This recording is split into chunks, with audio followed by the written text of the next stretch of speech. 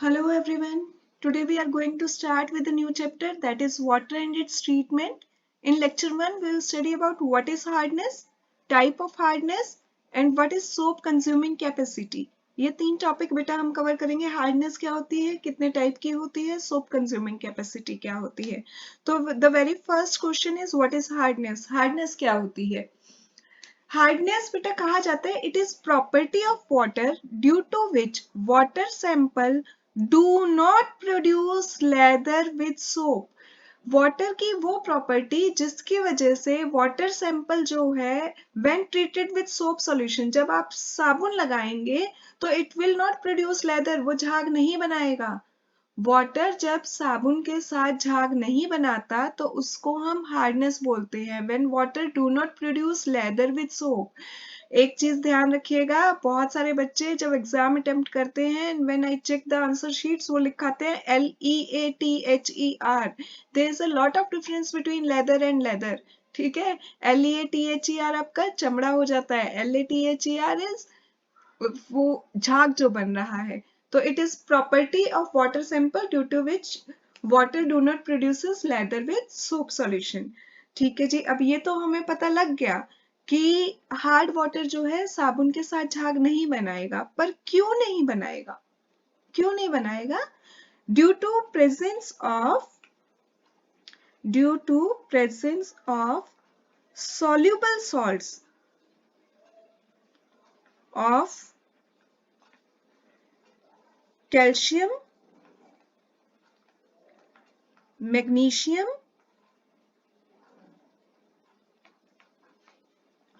और heavy metals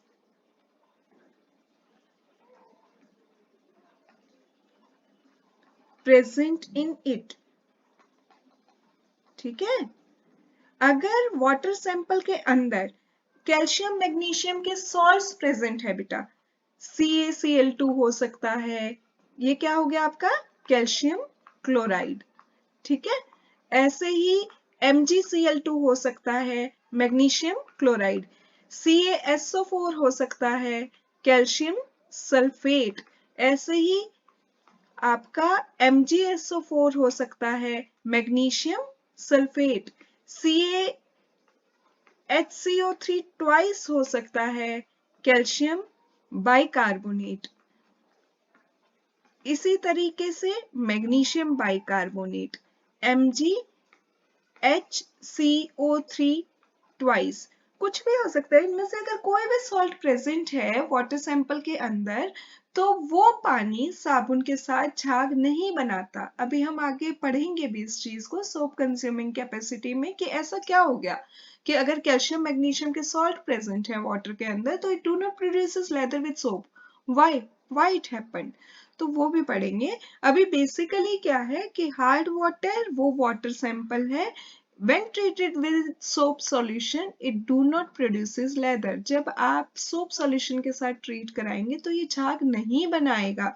on the other hand soft water क्या होता है बेटा आपका? सॉफ्ट वाटर वो पानी होता है which readily produces leather with soap solution when treated. जब आप सोप सॉल्यूशन के साथ ट्रीट कराएंगे सॉफ्ट वाटर को तो ये एकदम से झाग बना देगा क्योंकि इसमें कोई भी सॉल्युबल सॉल्ट प्रेजेंट नहीं होते. रेन वाटर जो होता है ना बेटा, that is considered as purest form of water. वो सॉफ्ट वाटर का एग्जाम्पल है क्योंकि रेन कैसे आई, क्लाउड फॉर्मेशन कैसे हुई? By evaporation of water. और इवेपोरेशन के दौरान वाटर जो है वही इवेपोरेट होके जो है फिर कंडेंस होके रेन आती है. तो उस केस में क्या है, सॉल्ट्स नहीं मिक्स होते. लेकिन जो आपका सी वाटर होता है क्योंकि उसमें बहुत सारे सॉल्ट डिसॉल्व होते हैं, उसमें कैल्शियम मैग्नीशियम के सॉल्ट भी प्रेजेंट हो सकते हैं, तो that is an example of hard water. Although आजकल जो है बेटा सॉफ्ट वाटर में भी क्या होता है, ड्यू टू पॉल्यूशन एसिड्स वगैरह मिक्सअप हो जाते हैं और आपके जो अदर पॉल्यूटेंट्स हैं वो मिक्सअप हो जाते हैं, तो उसकी वजह से वो उतना सॉफ्ट नहीं रहता अगर प्रैक्टिकली देखा जाए तो. Otherwise it is considered as the most purest form of water, and soft water जो है उसका एग्जाम्पल हम रेन वाटर को कंसीडर करके चलते हैं। अब हमने अभी कहा था कि कैल्शियम सॉल्ट है या मैग्नीशियम सॉल्ट है, तो उसके प्रेजेंस से अभी हमने देखा कि पानी साबुन के साथ झाग नहीं बनाएगा। पर क्यों नहीं बनाएगा, ऐसा क्या हो गया? तो देखिए, उसके लिए ना आपको एक चीज क्लियर होनी चाहिए कि सोप क्या होते हैं। What is soap? अब बच्चे कहेंगे मैम सोप तो साबुन होता है। एक्जेक्टली, सोप साबुन होता है, लेकिन अगर हम साइंस की लैंग्वेज में बात करें तो सोप इज सोडियम और potassium salt of higher fatty acid of higher fatty acid। अब बेटा फैटी एसिड्स क्या है, पहले आपको वो भी पता होना चाहिए। फैटी एसिड आपने नाम सुना है कि longer chain of carbon atoms होती है, जैसे कि मान लीजिए हमने C15 वाली ली, C15H31 COOH, this is fatty acid name as palmitic acid. ठीक है, अगर आप इसमें 2 कार्बन बढ़ा देंगे, CH2 ग्रुप एड ऑन हो जाता है, तो H कितनी बढ़ेगी, एक कार्बन के साथ 2 हाइड्रोजन जुड़ी है, CH2। तो अगर 2 कार्बन बढ़ी तो hydrogen 4, 35 COH, this is stearic acid. Stearic acid, oleic acid, बहुत सारे फैटी एसिड्स होते हैं। तो ये कहता है कि सोप क्या है, लेकिन सोडियम और potassium salt higher fatty acid का। तो इस फैटी एसिड में अगर आप यहाँ पे हाइड्रोजन को रिप्लेस कर देते हैं, इस हाइड्रोजन की जगह अगर मैं सोडियम ले आऊं या पोटेशियम ले आऊं, तो ये क्या बन जाएगा, यहाँ पे ये बन जाएगा आपका sodium salt of higher fatty acid. देखिए C15H31 COO, अगर हाइड्रोजन की जगह सोडियम आ जाए तो ये क्या बन गया बेटा, सोडियम आ गया, सोडियम पाल्मिटेट। पाल्मिटिक एसिड से बना है, एनायन जो है इसमें पाल्मिटेट होता है, तो इसका नाम सोडियम पाल्मिटेट। ये क्या करेगा, it will act as soap, ये सोप का काम करेगा। ऐसे ही स्टीरिक एसिड से जो बनेगा C17H35 COONA, ये क्या बना बेटा आपका, सोडियम स्टीरेट। ठीक है, ये भी सोप की तरह काम करेगा। और आप जरूरी नहीं है कि दोनों बार सोडियम सोडियम लगाओगे, अगर मैंने एग्जांपल में दिया है तो आप पोटेशियम भी लगा सकते हो, क्योंकि पोटेशियम सॉल्ट भी होता है, तो उसका नाम हो जाएगा पोटेशियम पाल्मिटेट या पोटेशियम स्टीरेट। वो भी क्या करेंगे बेटा, वो सोप का काम करेंगे। अब क्या है, सोप आपको पता लग गया कि sodium salt of higher fatty acid है। देखिए आपने ले लिया सोप सॉल्यूशन, और हार्ड वाटर क्या है, हार्ड वाटर के अंदर हमने पढ़ा था कि soluble calcium magnesium salts present होते हैं। Soluble calcium and magnesium salts are present in it, जिसकी वजह से क्या हो जाता है, जिसकी वजह से वो झाग नहीं बनाता। तो कैल्शियम का कोई भी सॉल्ट प्रेजेंट है या मैग्नीशियम का कोई भी सॉल्ट प्रेजेंट है, ये कहाँ प्रेजेंट है, हार्ड वाटर के अंदर। जब आप इस वाटर का ट्रीटमेंट करा रहे हैं सोप सॉल्यूशन के साथ, सोप सॉल्यूशन अभी हमने पढ़ा C15H31 COONA, या फिर दूसरे वाला ले तो C17H35 COONA। तो बेटा क्या होगा, इसमें सिंपल ऐसे सब्स्टिट्यूशन रिएक्शन हो रही है, एक पॉजिटिव आयन को Na पॉजिटिव को रिप्लेस कर देगा यहाँ पे कैल्शियम, ऐसे ही यहाँ पे सोडियम की जगह कैल्शियम आ जाएगा। लेकिन अगर आप ध्यान से देखेंगे ना, इस सोप में देखिए C15H31 COO पे -1 चार्ज होता है और Na पे +1 चार्ज होता है, लेकिन इधर तो कैल्शियम पे +2 है। तो बैलेंस करने के लिए हमें क्या लेने पड़ेंगे, इसके 2 मॉलिक्यूल लेने पड़ेंगे। 2 मॉलिक्यूल लोगे तो प्रोडक्ट जो आपका बनेगा C15H31 COO ट्वाइस जुड़ेगा आपका किसके साथ, कैल्शियम के साथ। ऐसे ही यहाँ पे C17H35 COO ट्वाइस जुड़ेगा आपका कैल्शियम के साथ। ये जो बना ना बेटा, ये प्रोडक्ट जो बना, देखिए ये था आपका, अभी हमने नाम किया था इसका, क्या था, सोडियम पाल्मिटेट। सोडियम पाल्मिटेट से अब जो प्रोडक्ट बना, सोडियम की जगह कौन आ गया, कैल्शियम, तो ये क्या बन गया, कैल्शियम पाल्मिटेट। और ऐसे ही बेटा यहाँ पे क्या था, ये आपका सोडियम स्टीरेट। सोडियम स्टीरेट की जगह प्रोडक्ट में क्या आ गया आपके पास, कैल्शियम स्टीरेट। बेटा ये जो बने ना, ये क्या है, ये इनसॉल्युबल प्रेसिपिटेट है, इसीलिए मैं डाउन साइड एरो से दिखा रही हूँ कि ये प्रेसिपिटेट है, प्रेसिपिटेट जो कि बॉटम में जाके सेटल डाउन हो रहे हैं। इनसॉल्युबल है, कीचड़ की तरह बकेट में नीचे जाके सेटल डाउन हो जाएंगे, नीचे जाके सेटल डाउन हो गए, इसीलिए इनको स्कम, कीचड़ की तरह ट्रीट किया जाता है, स्कम। तो फिर इसमें अब आप नोट करोगे ना, देखो क्या हुआ, आपका जो सोप था, ये जो आपका सोप था, ये अल्टीमेटली किस में कन्वर्ट हो गया, प्रोडक्ट में, स्कम में। स्कम मतलब कीचड़। तो सोप जो है, जब वो जैसे जैसे आप उसे हार्ड वाटर के साथ रिएक्ट करा रहे हो, तो वो स्कम में कन्वर्ट होता जा रहा है। जब वो स्कम में ही कन्वर्ट होता जा रहा है, तो वो अपना क्लींसिंग एक्शन कैसे दिखाएगा, वो बबल फॉर्मेशन, लेदर फॉर्मेशन कैसे करेगा, वो नहीं करेगा। इसलिए हार्ड वाटर कभी भी सोप के साथ लेदर प्रोड्यूस नहीं करता। लेकिन क्या है, देखो पानी में कैल्शियम का एक लिमिटेड अमाउंट होगा, या मैग्नीशियम का 50 ग्राम, 100 ग्राम, 150 ग्राम, 150, 250, जितना भी है, ठीक है।